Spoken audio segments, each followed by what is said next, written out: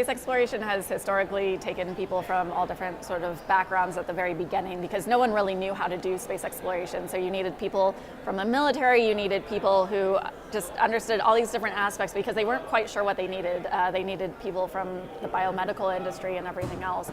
I think what's more exciting is the space industry as it currently stands is really needing people from all different sorts of backgrounds and disciplines to actively contribute to it. So the space industry now needs fashion designers and people who understand mining and people who understand all these different aspects that they've been using in these different industries, and they need to apply them towards space exploration in order to make it really successful and really exciting. So space exploration shouldn't just be for space geeks, it should just be for people who like what they do and would love to play around with space once in a while. So spacehack.org is a directory of ways to participate in space exploration, so it's anything that you can do with or without a science background to actively contribute to the furtherment of space and scientific discovery.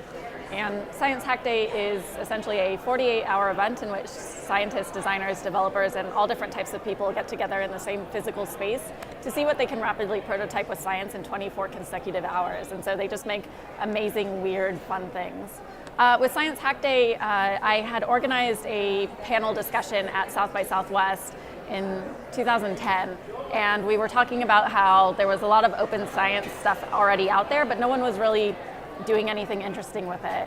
And so sitting in the audience and seeing this presentation was a friend of mine, Jeremy Keith, and he got so inspired by this sort of frustration that he decided to create the first Science Hack Day in London. And a few months after, I created the second Science Hack Day in San Francisco. And since then, it's become this total global phenomenon, and it's essentially an open set of instructions where anyone can create a Science Hack Day in their own city. And so it's really just about getting people to play with things and manipulate things and sort of view science as just another fabric to play with.